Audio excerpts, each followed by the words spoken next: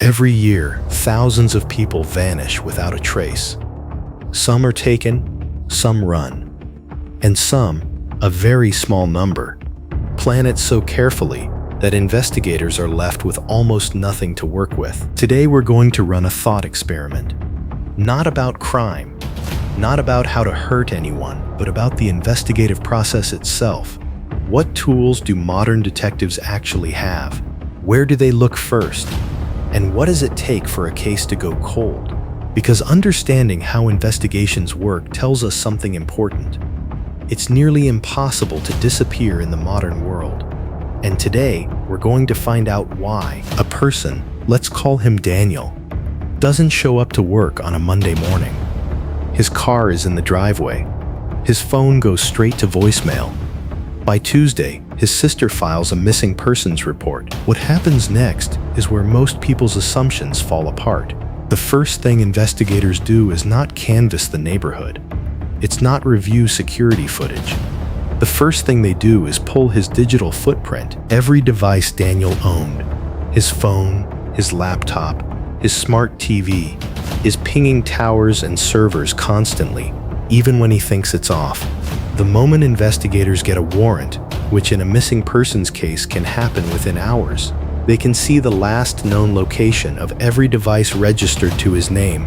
If Daniel's phone went dark at 11:42 p.m. on Sunday night at a specific GPS coordinate, that coordinate becomes the center of the investigation. And here's what most people don't realize. Even if he removed the SIM card, modern smartphones have an internal identifier called an IMEI number. That number connects to towers independently of the SIM. You can't remove it. You can't reset it. The only way to stop it broadcasting is to destroy the device entirely. So step one of any disappearance, the phone, is almost always the first thing that breaks a case open. Let's say Daniel was smart about the phone. He left it at home, switched off, before he left. Investigators find it on his kitchen counter. Dead end, or so it seems. Every card transaction leaves a timestamp and a location. Not just where you bought something, but which terminal, which register, and in many cases which camera was pointing at that register at that exact moment. In the United States alone, the average person is captured on CCTV over 70 times per day. In the UK, that number is closer to 300. So if Daniel used cash, which many people think is the clean option, investigators trace backward. When did he last withdraw cash? From which ATM? ATMs have cameras with some of the highest resolution footage in public spaces. They're designed to capture faces, and if he withdrew a large sum days before he disappeared, that withdrawal itself becomes a red flag. It suggests premeditation, and premeditation changes the nature of the entire investigation. At this point, we're only 48 hours in, and investigators already have a timeline, a last known location, and a financial pattern. That's more than enough to start building a picture. Technology is powerful, but investigators will tell you, people are the biggest variable in any case. The human trail is where cold cases are both made and broken.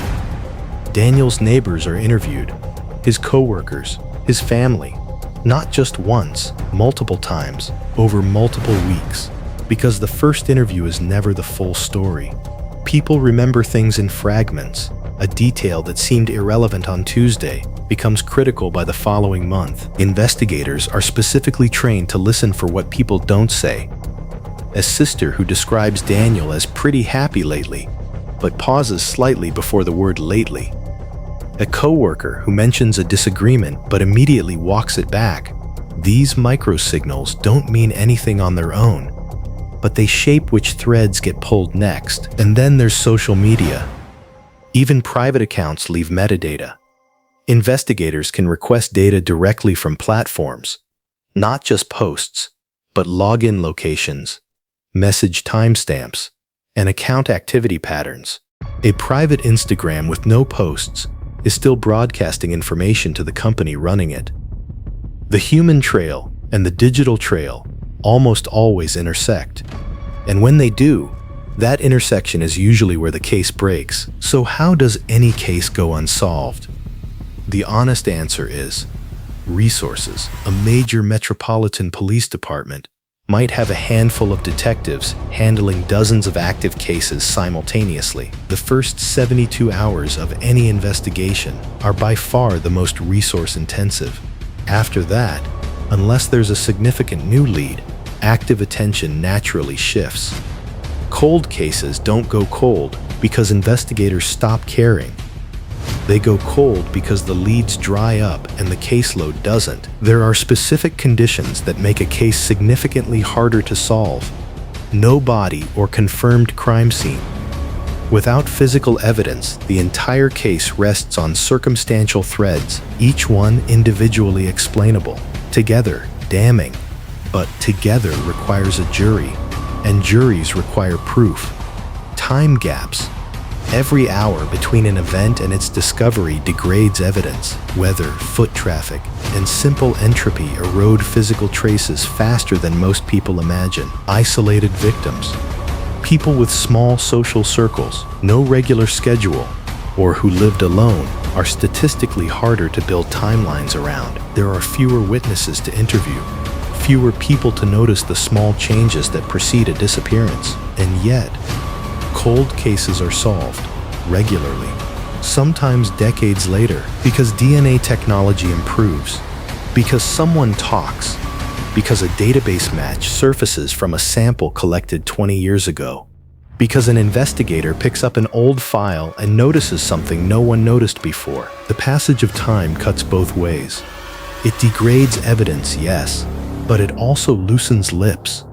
And in nearly every cold case that eventually breaks, it's a person, not a piece of technology, that finally provides the answer. So back to our original question.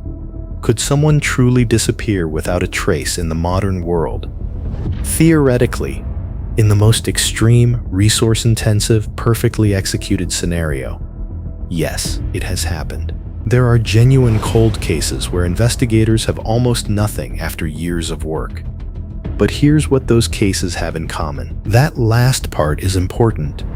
The cases that truly go cold almost always involve someone who took extraordinary steps, planned over months, executed without deviation, and left no one behind who was actively motivated to keep looking. The modern investigative toolkit, digital forensics, cell tower triangulation, financial surveillance, DNA databases, and facial recognition has made genuine disappearance extraordinarily difficult, but it hasn't made it impossible. And that tension between the power of modern investigation and the limits of what it can actually prove is what makes these cases so endlessly compelling. If you found this breakdown useful, the next video in this series looks at a different question entirely. What does forensic accounting actually reveal? And how does financial evidence bring down people that physical evidence never could? It's a rabbit hole. Trust me. Until then, stay curious.